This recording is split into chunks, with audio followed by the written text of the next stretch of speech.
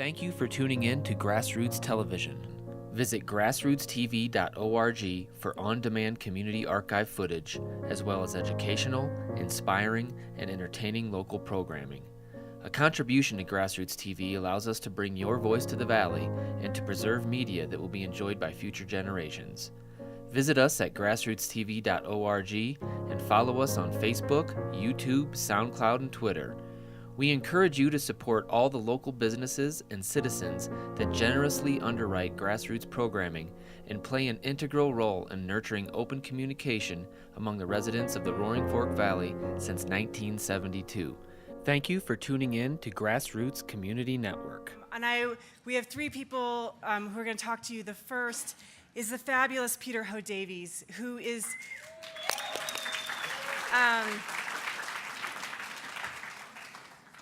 sorry, he's making me laugh. He is a Summer Awards faculty member and the award-winning author of The Fortunes and the Welsh Girl.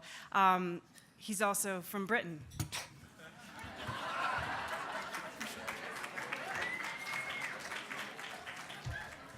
Can people from Britain be fabulous? I'm not quite sure about that. We'll find out in a moment. I always appreciate it when people mention when they're introducing me that I'm originally from Britain, because it clears up the accent confusion. People out there are going, New Zealand, Australia, where's he from? So this clarifies things. I did give a reading years ago, and somebody came up to me and asked me at the end where I was from, and I said I was from Britain. And they said they noticed the accent, but they thought it might just be an affectation. So always keen to clear that up. And so cheesy old British jokes, ones that some of my friends have probably heard me tell before, are actually germane, I think, to one of the things I wanted to talk about tonight. I wanted to talk about the value, I'm very honored to be asked to talk about the value of Aspen Words, and particularly the summer writing workshops that we're engaged in at the moment. And I wanted to think particularly about the question of value for something like this.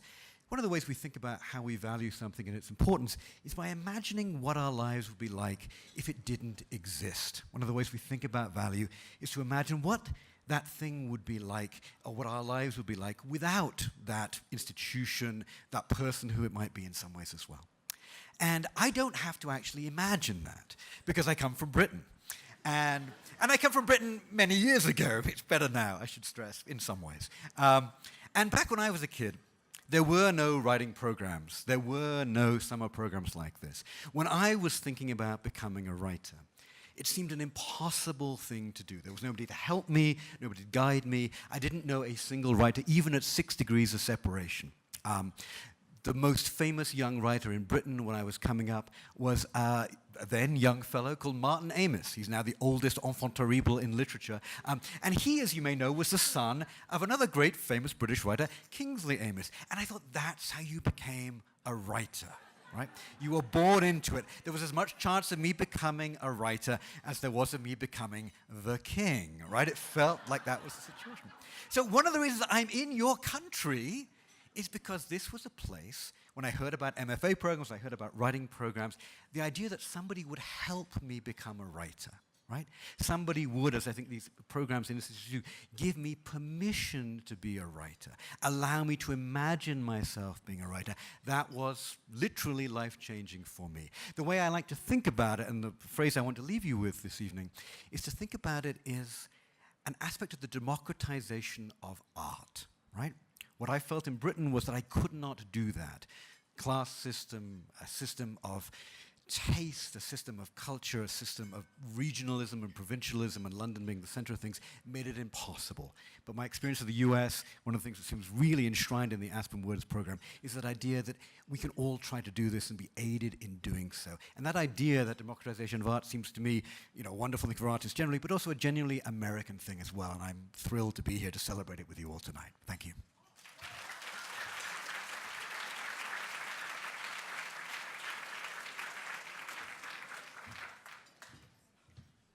Thank you, Peter. And our next speaker is our current writer in residence, Francisco Cantu, who is a New York Times bestselling author of The Line Becomes a River.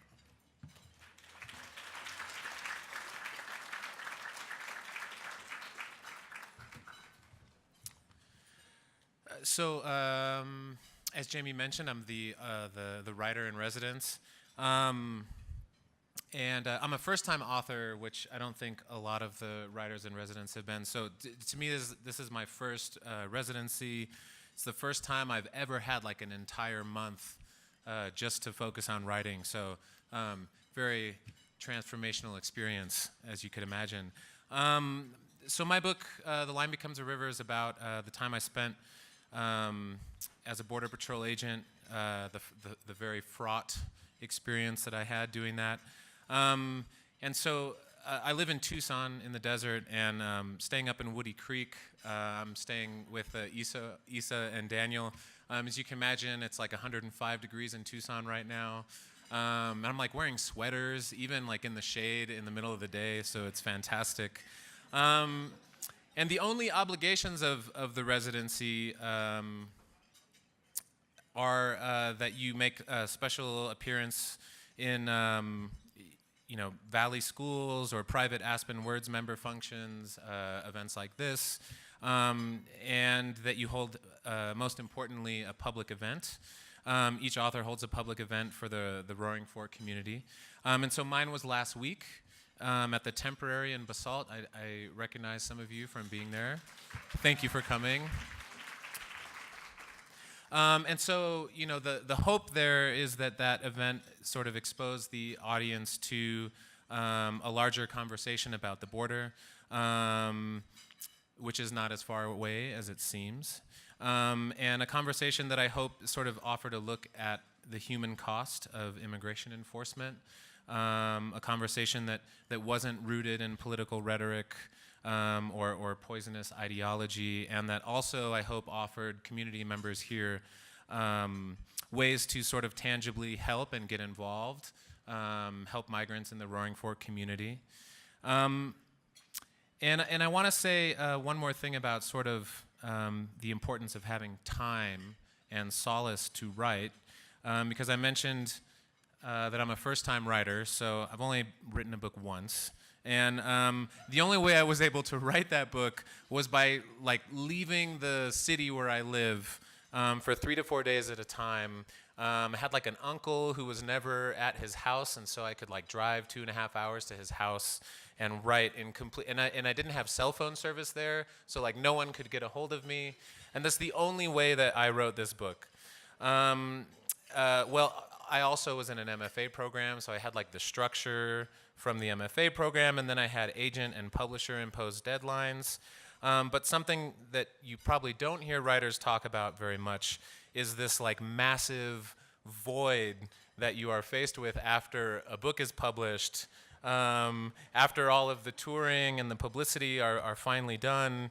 You're sort of, I at least was faced with this total gulf in understanding how to structure my time, how to reorient my thinking and reading around a new project. And so for me, Aspen Words has given me the space to do that. And I'll give you a quick example. I mentioned that much of my writing is about the border, and I have to confess that in recent months, really since the book has come out, I've had a very difficult time even reading the news about what is happening there. And since that, it's probably many of you feel the same. And since arriving in Aspen a few weeks ago, I've sort of found myself, whenever I check in, online, sort of looking away from these images of uniformed men standing between crying children and bewildered parents. And I've been, gripped with this like abstract sense of shame in knowing that I once wore that uniform, and that I was participating in the same dehumanizing policies of deterrence, right, that are really at the root of this family separation crisis that we're seeing right now. And I think shame is a really difficult thing to write about. And if I were at home, I think it would be very easy, especially with the World Cup going on, to distract myself away from my sort of ill-defined writing rituals. But up in Woody Creek, I've been able to really make it my job every day to wake up and sort of, break through that comfortable comfortable distance that I would prefer to have insulating me from all of this news. And I've been able to sort of lean in to the task of grappling with what it means to observe and participate in these horrifying realities. And so thanks to Aspen Words, I've really been able to find a way to get up every day and keep writing about it. And so for that, I'm very grateful. Support these guys. Thank you so much.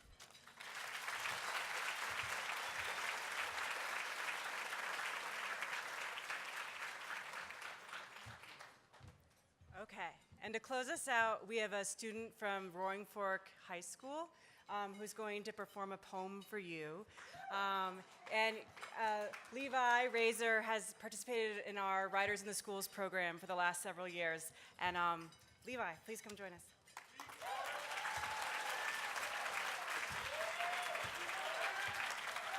So, as many of you probably know, every year through the Aspen Words, a bunch of poets come to the local schools and teach workshops. And I was first introduced to Aspen Words when I was in 6th grade, when Merlin Hemsworth came to our school.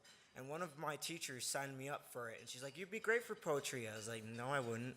But it's been years later, and I actually really love it. So I'm going to say a poem that I said at the Youth Poetry Slam. You sit there laughing at the kitchen table, and you tell me about this one time at a Grateful Dead concert where everyone was tripping on acid, floating in the air, not a care in the world. But then the police came and tried to arrest them, so everyone stripped off their clothes, spreading them like leaves on the ground, and tried to hug the police. You told me you were watching from the sidelines, but I know you were right up there in your birthday clothes, jumping up and down like the world was ending.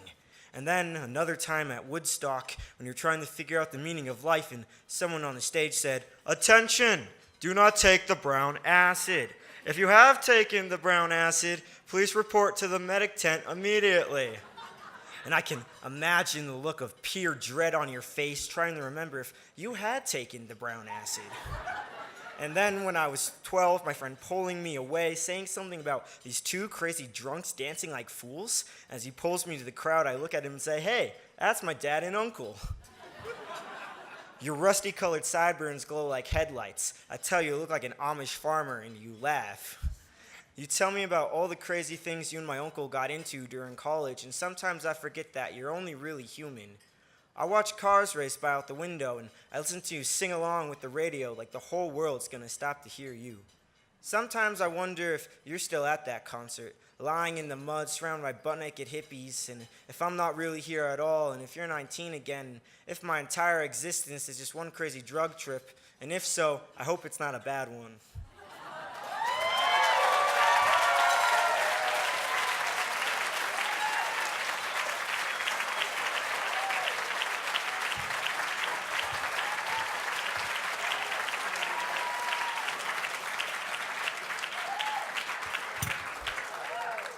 All right, so there you go. That's why you should make a donation to Aspen Words so that your kids and grandkids can write poems about you. Thank you. A Rhodes Scholar, the recipient of a 2016 White House Champion of Change Award, Dan Porterfield joins the Institute after serving as president of Franklin and Marshall College since 2011. Dan is an avid reader with a passion for literature and social justice. He is also an award-winning professor of English and spent many years teaching literature in prisons. He writes and speaks often about the essential role of the humanities in cultivating citizenship, building community, and renewing democracy. We are so grateful to have Dan's leadership at the Aspen Institute and that he is able to join us tonight. So please give a round of applause to Dan.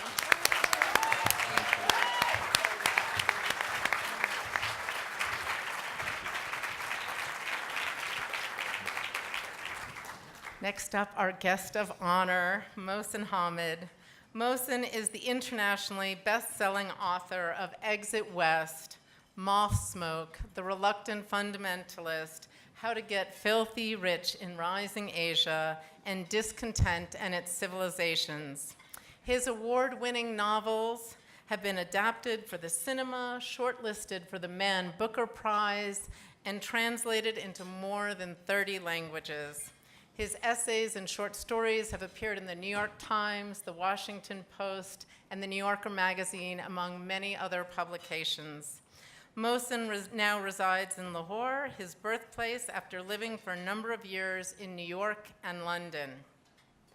His novel, Exit West, which is just one of my very favorites, is about migration and about how every one of us is a migrant and how we might find an optimistic future together.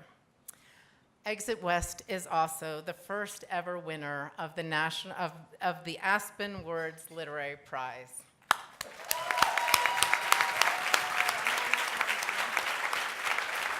Now you have to come up.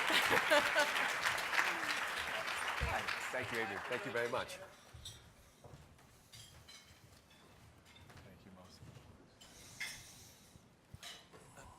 So thank you, Mohsen, and thank you to all who organized this event, all who support Aspen Words, all who are here today in this beautiful room, all lovers of literature. Thank you to all who have prepared our meal and are serving our meal.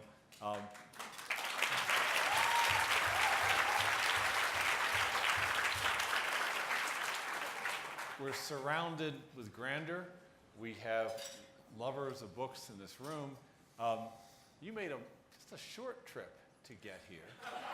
So could you begin by maybe telling this group, how long did it take to get from where you were in Greece to where you are now? I left Mykonos in Greece at 6 in the morning on Monday, Greek time, which would be late Sunday night here. And I arrived here about 4 or 5 hours ago. Okay, thank you. So one of the greatest novelists on the planet Earth traveled all this far to be with you and to be with us and to share some insights, not only with those in this room, but also we're webcasting this. And so our plan is for Mohsen to break the internet tonight. Well, we can hope. Yeah. Is that, we can, will you say a little bit about your life story prior to becoming a writer? Where did you go to school? Where did you grow up? What were some of the early interests that you had in your career? And maybe how did you start to imagine yourself becoming a writer? I was born in Lahore, in Pakistan, and I was a talkative kid. I spoke fluently by about the age of 1. And at the age of 3, we moved to California. My father did his PhD at Stanford. He's a university professor and in Pakistan. And in 1974, we moved to California and spent 6 years there.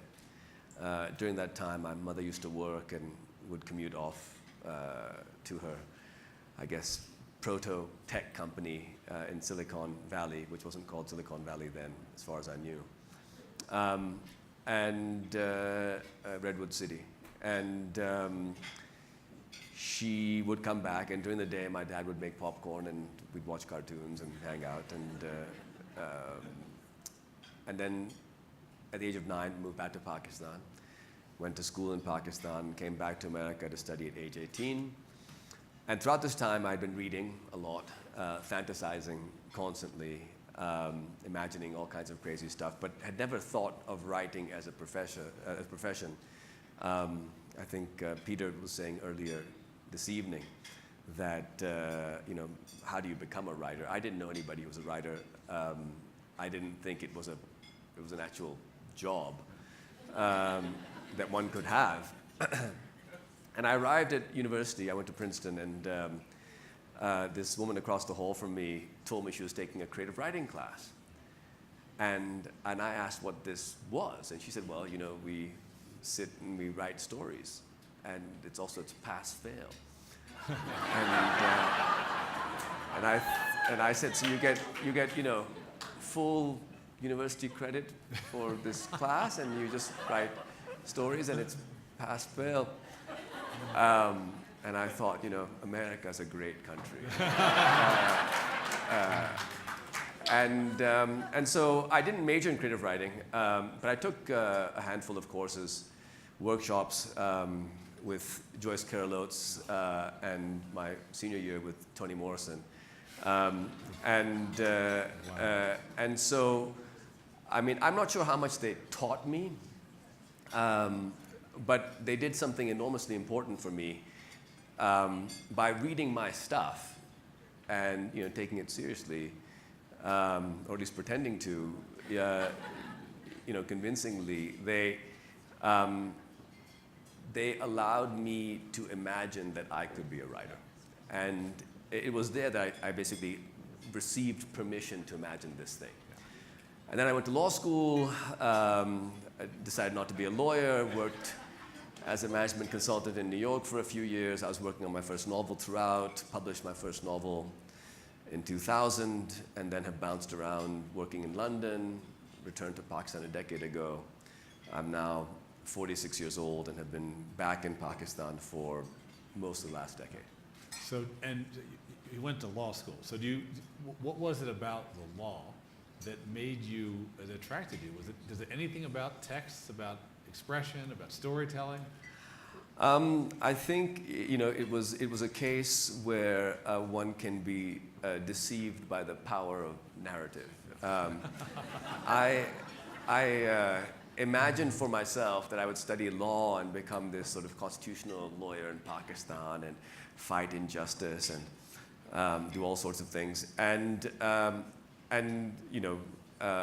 couple of things happened. I began to study law. I discovered I didn't much care for the study of law. And then the Supreme Court in Pakistan was ransacked by these sort of thuggish hooligans, inspired by the political leadership of that time, thereby rendering, the notion of change through Supreme Court litigation a bit less attractive.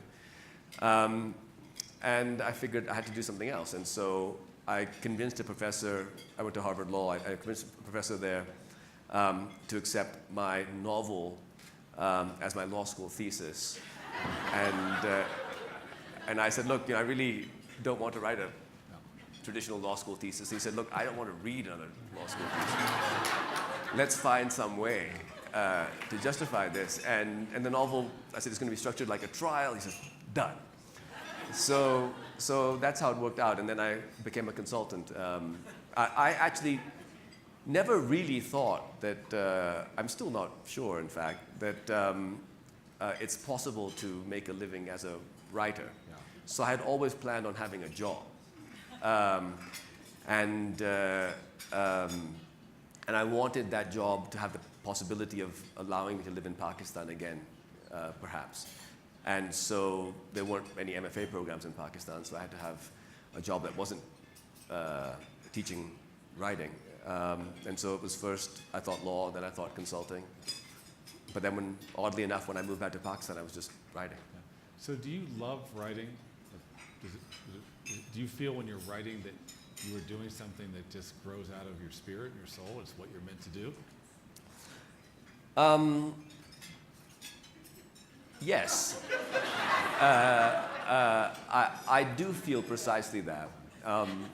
When a sentence comes out well-formed, or a flow is happening and something is going, it feels like this is what, this is why I am in the universe, to do this thing. However, sitting by yourself in a room for years, and it's now been 25 years for me of writing fiction, novels. I began my first novel 25 years ago. Sitting by yourself in a room for many hours a day for 25 years is dangerous. And it can be painful, it can be alienating. And personally for me, I now have a relationship with writing where I love it, but I understand its destructive potential in my life as well. And so I'm grateful to have children and wife, parents, friends that pull me out of it, because it's like staring at the sun. You can go blind if you do it too long. So it was great work done early, and then this novel hit the scene, The Reluctant Fundamentalist. And as I understood from reading some of the articles about this book, you had wrote it a couple different times. And to keep coming back to it, history, in part, forced you to rethink the book. And it's a brilliant book. And if you haven't had a chance to read it yet, It is brilliant in many different levels, one of which is that the book is narrated by a protagonist to a listener, and the listener is essentially becomes a character. And I think that listener is in part Americans in America. You may have a whole other way you see it, but that's how I was reading it. I felt like I was in the book. So will you say a little bit about the development of this book? Because it seems as if you really pulled together a lot of strands of your thinking and your life story in order to develop this. Well, my first novel, Moth Smoke, was about 7 drafts and 7 years. And this novel, The Fundamentalist, my second book, I thought I would do quickly, but it was also about 7 drafts and 7 years. I follow what I consider to be the Douglas Adams school of fiction. In the Hitchhiker's Guide series, somewhere Douglas Adams writes that the secret to flying is throwing yourself at the ground and missing. And I tend to throw myself at the ground and smack into it, with each draft for the first few years of a book. In this book, it wasn't until several years afterwards. I began the book before 9/11 happened. It had a very different voice. It was being told in a different form. What eventually unlocked this book was the decision to set it as a dramatic monologue where this Pakistani character meets a presumably American stranger in a bazaar in Lahore and begins to speak to this stranger, and we never hear the Americans' responses. We're only hearing the Pakistani speaking as though it's a one-man play. And that half narrative is an inherently destabilized structure. So a reader is trying to balance that. You're trying to figure out, well, what else is happening? In the process of balancing it, you bring yourself and your interpretation to the text. And so hopefully The Fundamentalist is a book in which you, the reader, are being addressed not just with a you, but are being forced to write half the book. The second thing about this book was what eventually made it work, or made it work for me anyway, was I tried writing it in American accented first person. I tried writing it in a sort of fabular style. I tried writing it many different ways. Eventually, the accent of the book, which was a kind of stylized English, derived from the British colonial legacy in Pakistan and still practiced by certain graduates of certain schools in Pakistan that date back that time. A very anachronistic, quite British, slightly not, form of English. That voice was very important because I wanted the character in this novel to have no religious descriptors. Yeah. We don't know anything about Chingiz's religious inner life, whether he believes at all. His voice instead serves as a stand-in, because I wanted his voice to sound like the way I thought many people think Islam feels. Vaguely anachronistic, formal, rule-based, potentially menacing. And so his voice allows the creation of a persona which may or may not be present inside the character himself. Yeah, it's an incredible read. I highly recommend this one. Now let's turn. I'm going to ask you one question that we're going to get a chance to listen to your words read by a trained actor. The book Exit West, how would you describe it to a reader who hasn't yet read it? And you're hoping they'll read it, and you want to introduce it to them in a way that will orient them and get them excited about digging in. Exit West is a love story. It is a story of first love. And we refer to love as a first love because presumably there was later a second love or a third love. First loves are transient. It's a novel about love and about transience, and the two main characters are fleeing a city that descends into a brutal civil war. And it obeys the laws of physics as we understand them, with one small exception, which is that there are these black rectangles, magical doors, through which you can step, which begin to open in this world. which allow the next several centuries of human migration to occur in just a year or two. And so billions of people move. And that's the nutshell. So now we get a chance to hear the beautiful language and sentences of Mohsen. And to do that, I'd like to introduce Iris Beaumier, who is an actress who's starring in Ragtime, which is opening this Saturday night in Theater Aspen.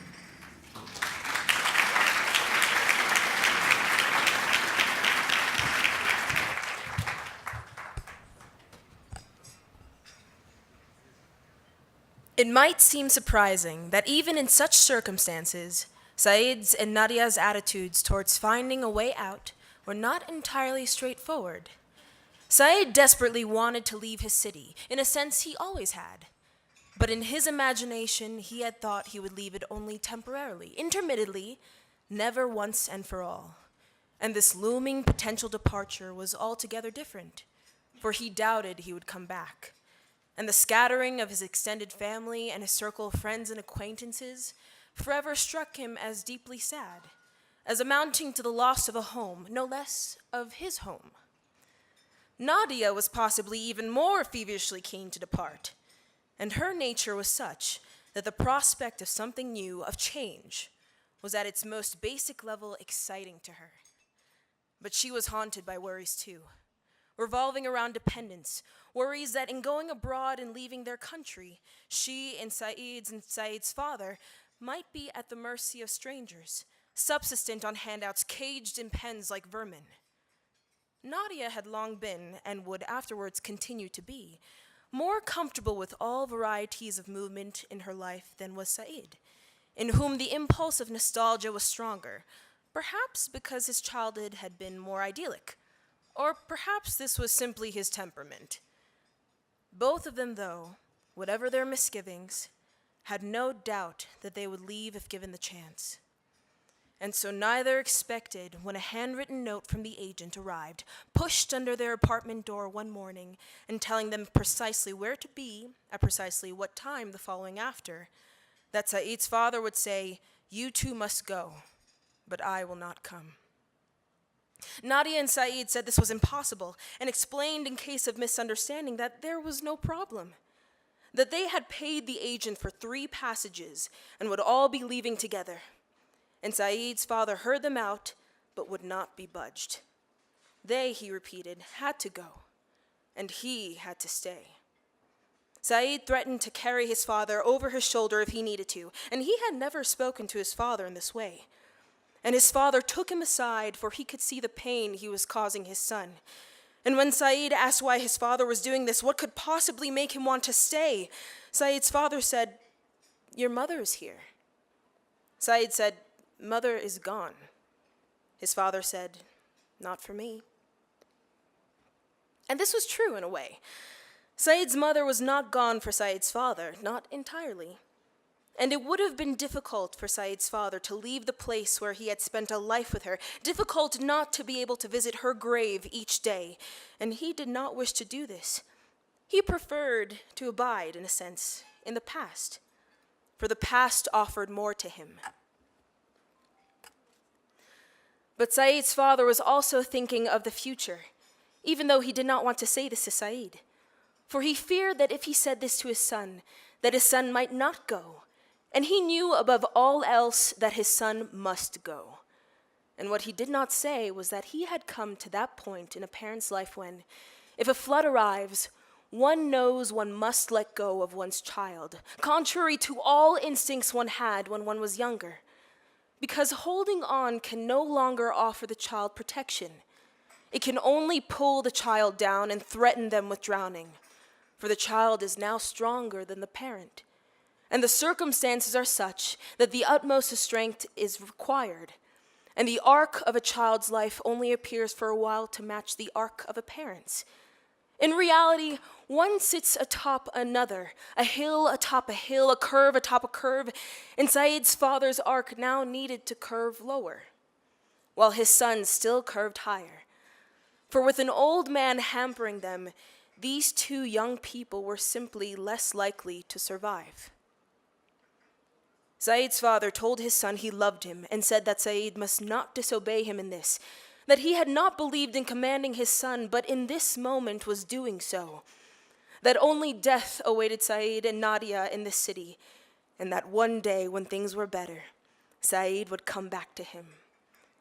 And both men knew, as this was said, that it would not happen, that Said would not be able to return while his father still lived. And indeed, as it transpired, Said would not, after this night that was just beginning, spend another night with his father again. Said's father then summoned Nadia into his room and spoke to her without Said, and said that he was entrusting her with his son's life, and she whom he called daughter must, like a daughter, not fail him whom she called father. And she must see Said through to safety, and he hoped she would one day marry his son and be called mother by his grandchildren. But this was up to them to decide. And all he asked was that she remain by Said's side until Said was out of danger. And he asked her to promise this to him, and she said she would promise only if Said's father came with them. And he said again that he could not, but that they must go. He said it softly, like a prayer. And she sat there with him in silence, and the minutes passed. And in the end, she promised. And it was an easy promise to make because she had at that time no thoughts of leaving Said. But it was also a difficult one because in making it she felt she was abandoning the old man. And even if he did have his siblings and his cousins and might now go live with them or have them come live with him, they could not protect him as Said and Naida could. And so, by making the promise he demanded she make, she was in a sense killing him. But that is the way of things. For when we migrate, we murder from our lives those we leave behind.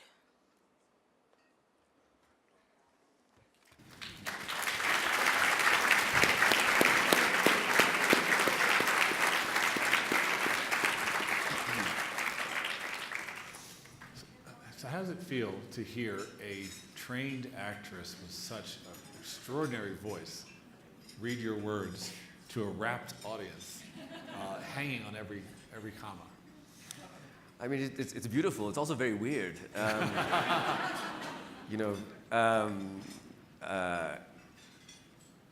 For so long, I mean, my writing day is spent mostly procrastinating, and then when I'm not procrastinating, typing a little bit, but mostly just pacing around in my study, reading out loud. So I've read these pages thousands of times to myself, and when I hear somebody else read them, in a way, it's very strange, and it's quite beautiful for me because it's as though I'm inside a reader's head. Yeah. Like this is somebody who isn't me, making something out of these words. It's cool. And do you like the idea that your readers are interpreting, debating, misinterpreting, changing their views, and constantly trying to figure out what's going on? And they may end up with interpretations you never intended or imagined would come? Yeah, I think that the unique function form of literature is that among the different storytelling forms that we have, if you consider film or television, which are dominant in terms of their reach, those storytelling forms come pre-imagined for you. The world in those forms looks like the world. The world in a book looks like, this. And it's letters and spaces and punctuation marks. And the experience of a book is not that. The experience of a book is characters and emotions and feelings and ideas and images. And so it is the reader who is creating that, who animates these punctuation marks and these letters. And a novelist only writes a half novel. A novel comes into existence when those letters and punctuation mark and spaces encounter the imagination of a reader who animates them into their individual experience. And so for me, that's what the form does best. And I tried to write small books with lots of space because it's like a conversation. You know, if you talk all the time, nobody else gets a chance. So I tried to leave space in the books for people to do exactly what you said. So you created these characters that make a love story, Saeed and Nadia. And we as readers are invited to see them in the context of a society that is crumbling. There's some kind of violence happening, there's government, there's resistance, it's becoming more unstable, it's becoming more unsafe. The clouds are looming from the very beginning. And so we see these lovers coming together with their own particularity. At the same time, we never are able to just feel happy that they're finding each other. You make us remember it's getting worse. It's getting worse. So was that part of the plan?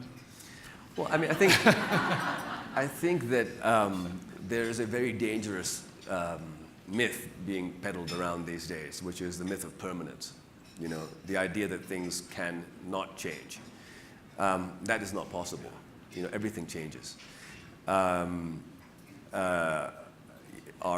cities, countries, these are all new things. Even our languages aren't necessarily that old. You know, to be a human being is to lose everything. That is what it is to be one of us. And when people peddle false permanence, we can be young forever. Our children will date people who look like us. The language will be of this nature. Our country will remain like this. Our town will remain like this. This is a falsehood. Neither history nor human life works in this way. And so for me, it was very important to explore impermanence and transience, but not as a kind of, you know, dystopic, terrifying hell, but as something which, although, you know, sad, has potential for beauty and hope and optimism as well. Yeah. We lose everything, and yet we can experience beautiful things. And so the love story in the novel is a love story about that. It's a love story about loss. And I think that human culture throughout history has been about this. How do we cope with the fact that we lose everything?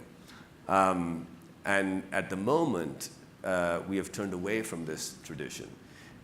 We're being told that we can go back to our own youth or to our, you know, quote-unquote, civilizational youth, our country's youth, the heyday of the, you know, Muslim empire or the American nation or Britain before the European Union or, you know, whatever. And I think that these nostalgic narratives are very, very dangerous. And so the love story here is something that many of us will have experienced. It's something that passes and something that's wonderful. The parents of Saeed have their own love story. And I don't want to reveal too much except to say that the passage you just heard, Saeed's father is expressing his conviction that he should not leave the country. And in part, staying is to stay with the memories of and love of his wife, who had recently died. And so Saeed and Nadia have to make a very difficult choice. But the context of the choice is not any one country. You didn't tell us we were in, pick your country, in Syria or someplace. You made that more of a kind of a global, universal depiction of a society crumbling. Is that fair to say? Yeah, the city where the novel begins isn't named, Yeah. intentionally so. And some of the details have been removed. And I often use namelessness in my fiction, in part because I think the reader will provide names. Yeah. And it gives more space for the reader to imagine, you know, when mother dies, our own mothers are echoed in that death. When a character named Mother dies, it's a slightly different thing. So that was part of the reason. Part of the reason was, although I based the city that Saeed and Nadia begin on Lahore, where I live in Pakistan. And what happens to that city is my own worst nightmare, which I think many people who live in Southwest Asia, North Africa, have this nightmare these days that maybe this could happen here because, Kabul, Baghdad, Damascus, Aleppo, Cairo, Sarajevo, these are ancient cities. And so many of them have crumbled. Maybe ours could crumble. So the Nameless City is partly that, but I didn't want to write a narrative of Pakistan becoming overrun with terrorists because that narrative is everywhere and I think hopefully false. Yeah, and the London of this novel is what could happen too. And so as you set, as Nadia and Saeed move into different places, how did you think about the depiction of the societies into which they were moving? Well, the novel is geographically autobiographical in the sense that all the places in the novel are places that I've spent time in and often loved. I spent part of my childhood in California. They end up there. I lived in London for many years. They go there. They wind up in Mykonos, where I will hopefully fly back to tomorrow.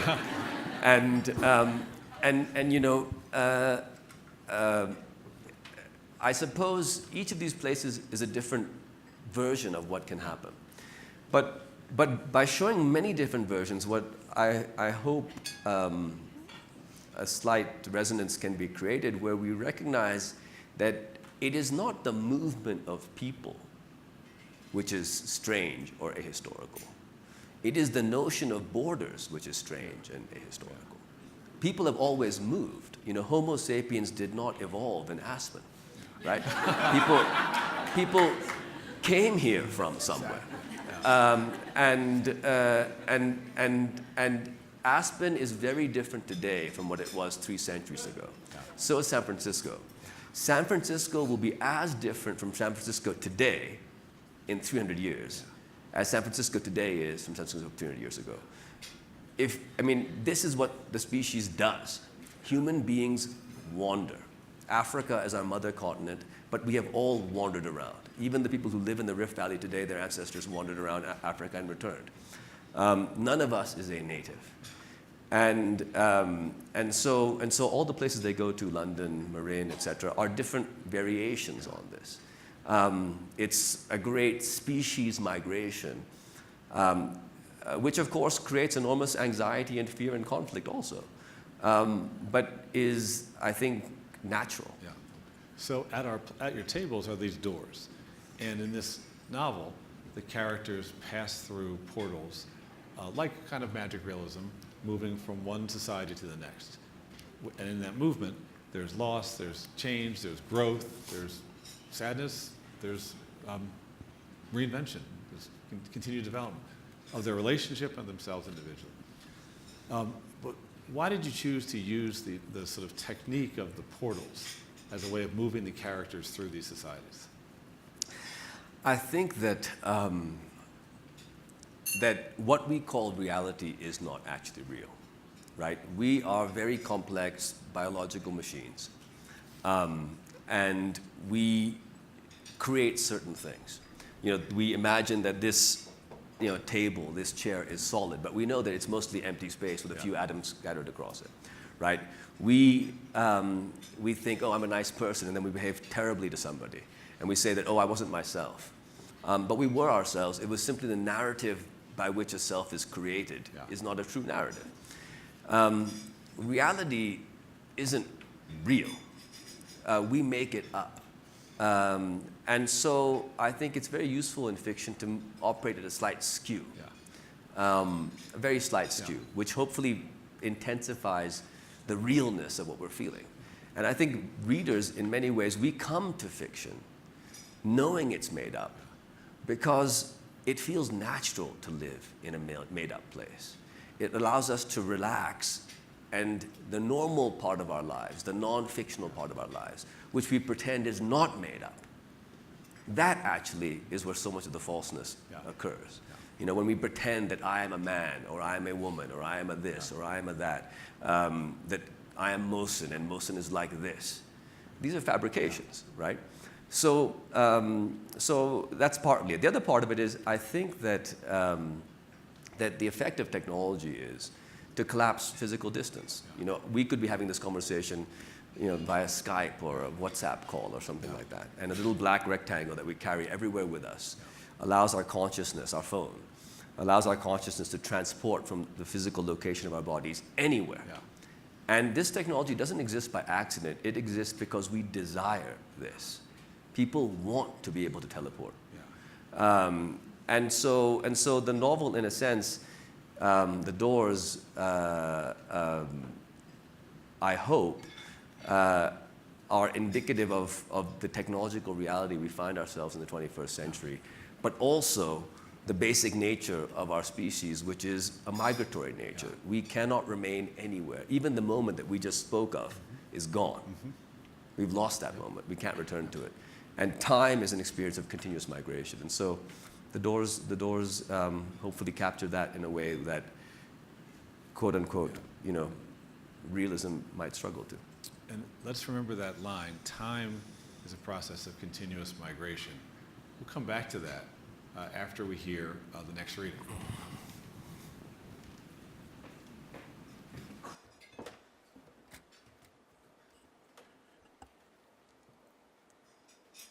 Not too far to the south, in the town of Palo Alto, lived an old woman who lived in the same house her entire life.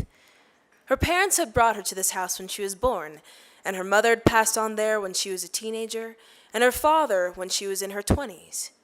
And her husband had joined her there, and her 2 children had grown up in this house, and she had lived alone with them when she was divorced, and later with her second husband, their stepfather. And her children had moved off to college and not returned, and her second husband had died 2 years ago. And throughout this time, she had never moved. Traveled, yes, but never moved. And yet it seemed the world had moved, and she barely recognized the town that existed outside her property.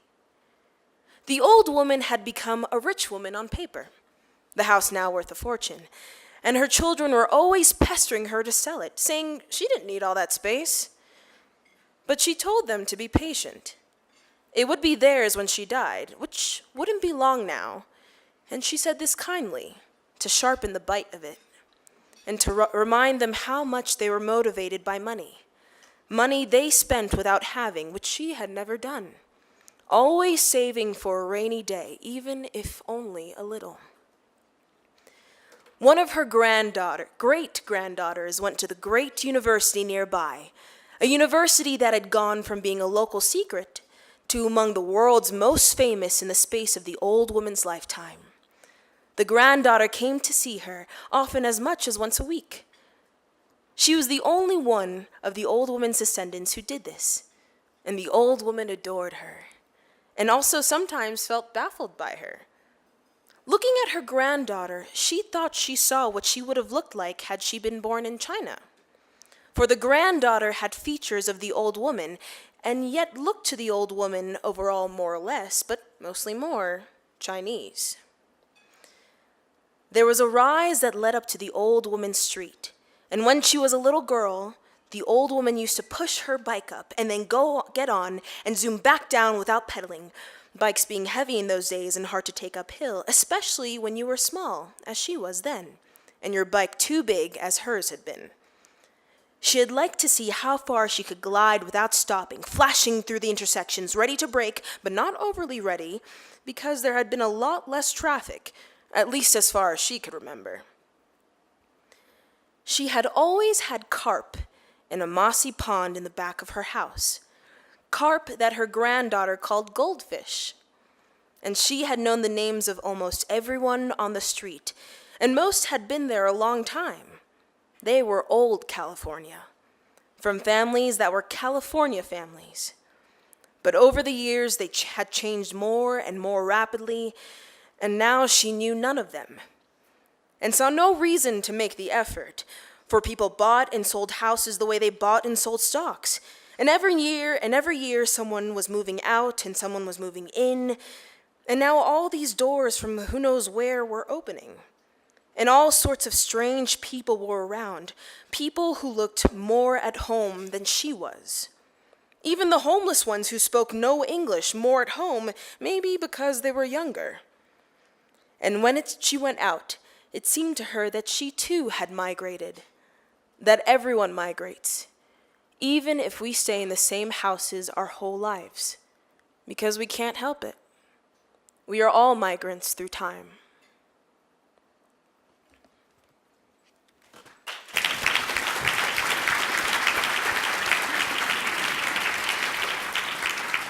So time is the process of migration. We are all migrants through time.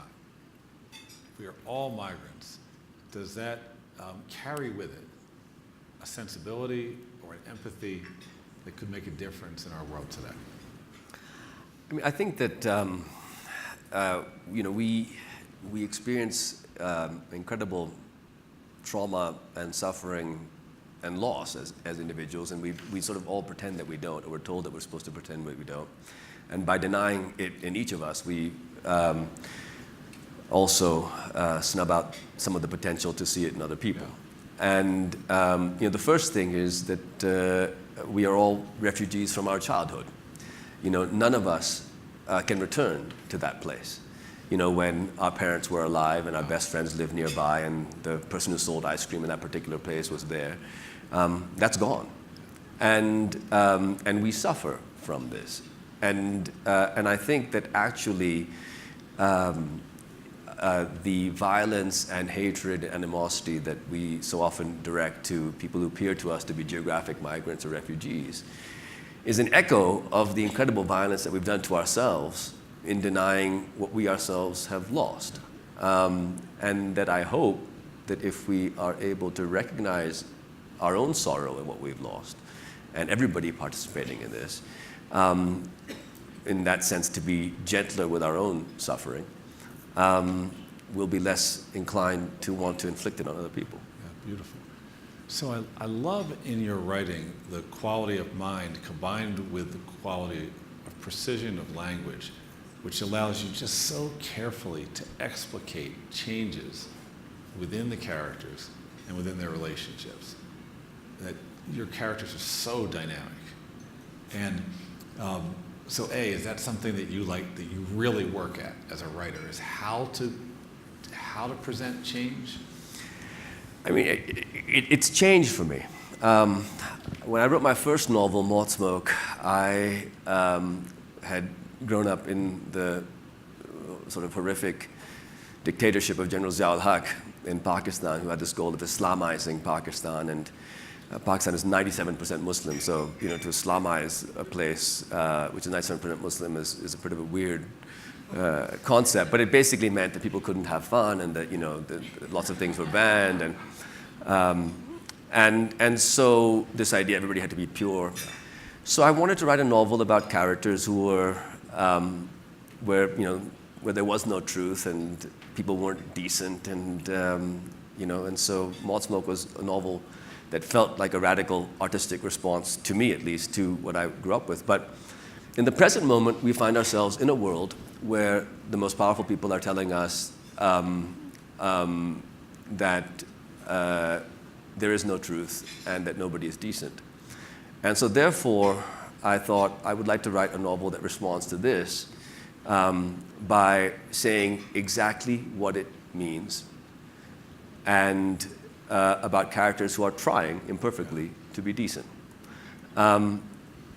This change of saying what you mean in a book, as opposed to Fundamentalist we talked about earlier, where it's a half novel where the reader has to sort of stabilize it.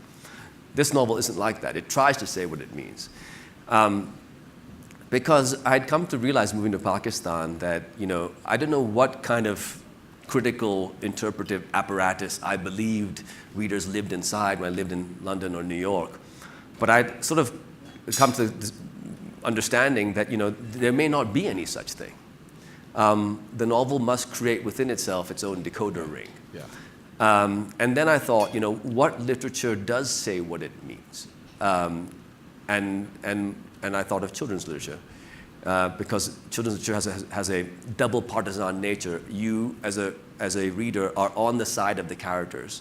In Anna Karenina, if Anna lives or dies, it's kind of neutral. But if Charlotte and Wilbur die, it's a disaster. And so you're on their side. But the book is also on your side. The book isn't saying, I'm going to try to outsmart you, give you something you can't get. And so, what you're describing is, I'm, I guess now in this book, trying to write in a way where things are described the way that I see them. Yeah. So your sentences actually sort of remind me of one of your mentors, of Toni Morrison, because they move and turn and twist and come back and move more, and then so often they just end with just this fabulous boom turn. It's incredible. The first beautiful reading that Aris did for us, the last 5 minutes was just 3 sentences. Beautiful. And I always put check pluses in books when I love a sentence. And this book is like, it's like graffiti everywhere, check pluses. But I want to read one that connects to a little bit to both how you write and clearly how you chose to write in this novel. And it's about the relationship of Nadia and Saeed. They've left, and it's changing. It's changing. Nadia, too, noticed a friction between them. She was uncertain what to do to disarm the cycles of annoyance they seemed to be entering into with one another. Since, once begun, such cycles are difficult to break. In fact, the opposite. If each makes the threshold for irritation next time a bit lower, as in the case with certain allergies. Everybody's looking at each other like, is that us? That's incredible, just incredible. So what's it like to write sentences that move that way and then stick the landing? You're being too generous. Having not just read Toni Morrison, but heard her read, there's nobody, I think, living in the world today who writes sentences like that. Certainly not me. She really is at a level of mastery that I've never encountered anywhere else. Now, in terms of these particular sentences, as I began to write this book, it started to take on a kind of incantatory nature, as though it was a conjuring up a spell. And it was sort of like, without me knowing where I was headed, I realized that it was willing this kind of world into existence, a world where the migration happens, and we get on with it, and we find something to be hopeful and excited about. We find sexy partners and good food and better music, and so willing this into being. Now, incantation has a particular cadence, right? So do sermons of a particular nature. If you think of a Martin Luther King sermon, right? What Martin Luther King does in a sermon is he sets up a rhythm. What happens is the rhythm creates an anticipation of the next word. The word comes, its rhythm has prepared its bed, and it just lies down. Now, that word which is lied down may be a word, or maybe a clause, maybe a group of words, with which one is uncomfortable at the level of what the meaning of this thing is. But its inevitability has been created by the rhythm, right? And so similarly, what I was trying to do in this book was to set up a rhythm which would take the reader through. Not be difficult to read, because hopefully the cadence would be anticipated, but bring into being a kind of world which is perhaps deeply uncomfortable, and yet feels accepted, because the rhythm of it establishes it as natural.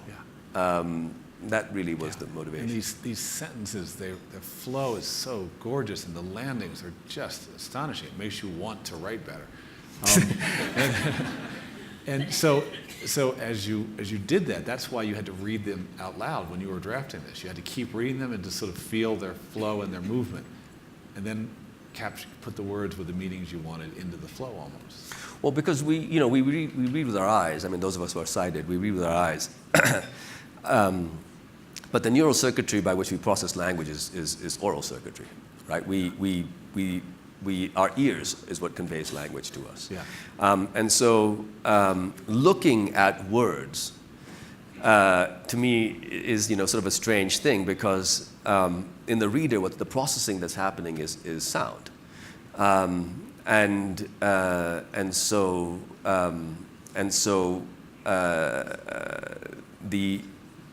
the way in which I try to engage with sentences is orally. I love the way you keep giving the readers permission and power to be co-creators with you. It's exciting. It's exciting that you respect your readers so much. Do you have an ideal reader for whom you're writing? You know, I try to write the books that I need. You know, I'm a thoroughly hybridized, mongrelized person living in a world where there's an increasing discourse that suggests that purity is possible and that mongrelization and hybridization are bad. And I perceive this as a threat, not just to myself, but to everybody else. And so I needed to write a book about that, and that's what this book is. So my books are written to the thing that is bothering me, to make sense of something for me. But as far as the ideal reader is concerned, not exactly. I guess I'm trying to build, you know, a playground or a house, and to conceive of a structure in which a reader can go and then live a life. Yeah. I'm not going to tell you how you should throw a party or what your dinner should look like, or, you know, should you sleep on the bed or on the floor. But the house will have places for these things, and it will allow certain movements to occur. And so I am really not writing something that stands on its own. I am writing an invitation for adults to engage in the kind of make-believe that we do as children and that novelists continue to do our whole lives, and that actually is fundamentally part of what makes us human. And so the book is meant as an invitation to make believe for yourself. How powerful. That invitation is accepted. Thank you. Thank you so much. Thank you. Thank you so much.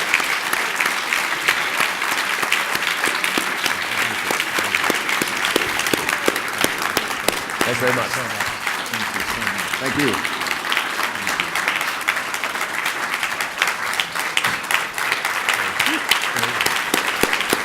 Thank you.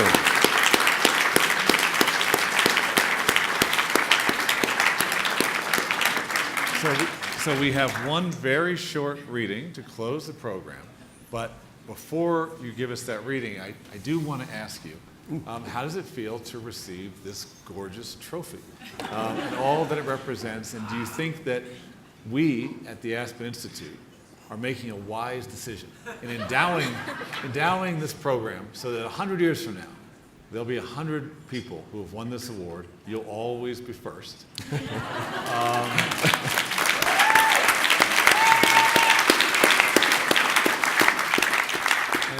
I mean, the first thing I should say is that somebody made this, and it is beautiful. I mean, you know, it's certainly the best-looking prize I've ever seen.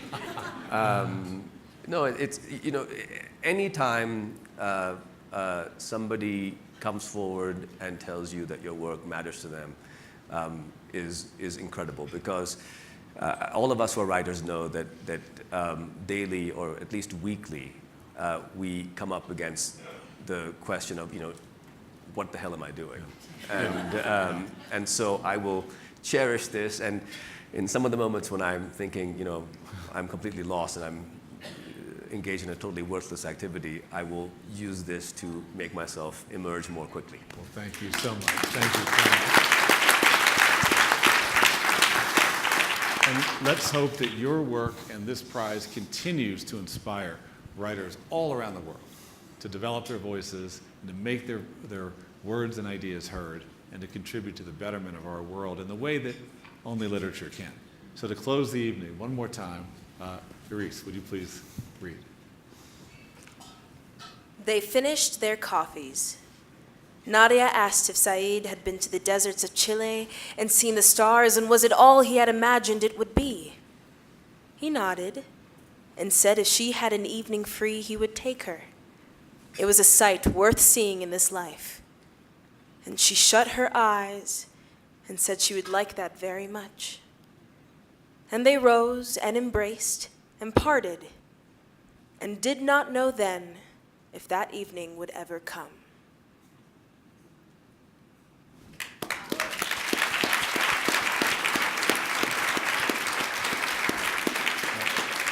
Thank you all. Thank you. Mohsin, Hamid, thank you. Thank you.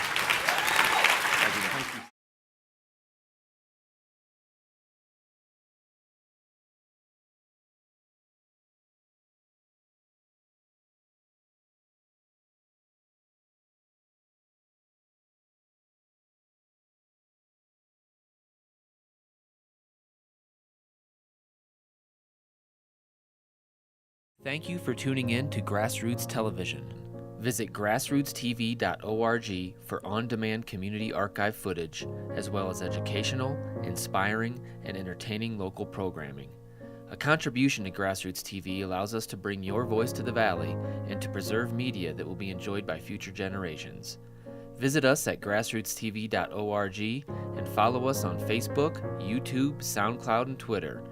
We encourage you to support all the local businesses and citizens that generously underwrite grassroots programming and play an integral role in nurturing open communication among the residents of the Roaring Fork Valley since 1972.